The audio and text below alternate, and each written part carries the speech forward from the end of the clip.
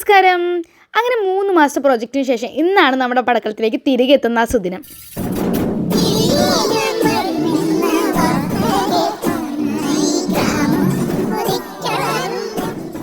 കുറച്ച് ദിവസം കൊണ്ട് തന്നെ വീട്ടിലിരുന്ന് നല്ലോണം അടുത്ത്.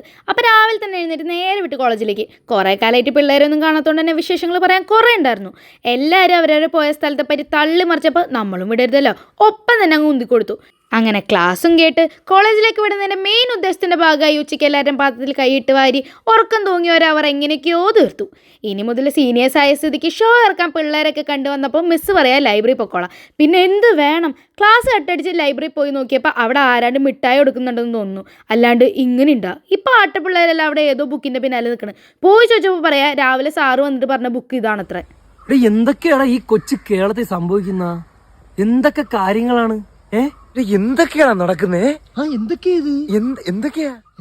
എല്ലാവർക്കും എന്നെ മതി. ആ മട്ടിലാണ് ബുക്കിന്റെ ഒരു ഇരിപ്പ്. എന്നാ പിന്നെ കുറെ കോപ്പി ഉണ്ടല്ലോ എന്ന് വെച്ചാൽ ഞാനും എടുത്തു വരണം. പിന്നെ പേരൊന്നും അറിയില്ലെങ്കിലും നല്ല കട്ടിയുണ്ട്. അങ്ങനെ അത് തുറന്നു നോക്കിയപ്പോൾ ദേ ECG പോലെ കുറേ ഏതാണ്ട് വരെയും കുറിയൊന്നും കുറേ ECGകളുണ്ട്.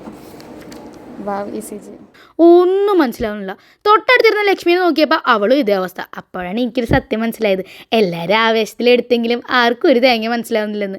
പിന്നെ ബെല്ലടിച്ച പാടെ ID കാർഡ് സ്കാൻ ചെയ്ത് പുറത്തിറങ്ങി എല്ലാവരും നേരെ വിട്ടു ചായ കുടിക്കാൻ. കോളേജിൻ്റെ അടുത്ത് പുതിയൊരു ചായക്കട വന്നിട്ട് പോയില്ലെങ്കിൽ മോശമല്ലേ? അങ്ങനെ ചായക്കടയിൽ പോയി ചായയും കണ്ണി കണ്ട കടികളെല്ലാം മേടിച്ച് അറഞ്ചും പുറഞ്ഞും കഴിച്ച് കഴിഞ്ഞപ്പോൾ ചേട്ടൻ റോസ് മിൽക്ക് ഉണ്ടെന്ന് പറയുന്നത്. അപ്പോൾ ഒരുത്തിക്ക് അത് മതി. ഈ കൈ കാണിക്കുന്ന ആളാണ് ശ്രുതി. അവളാണ് മേടിച്ചെങ്കിലും ആ സാധനം അവൾക്ക് മാത്രം കിട്ടിയില്ല. കൊച്ച് വെറൈറ്റി പിടിച്ചാണെങ്കിലും കുടിച്ചതല്ല ഞങ്ങളാ. അങ്ങനെ ചായയോടെയും കഴിഞ്ഞ് ആദ്യത്തെ ദിവസം ഞങ്ങൾ സക്സസ്ഫുള്ളി കംപ്ലീറ്റ് ആക്കി. അപ്പം ശരി, ബൈ.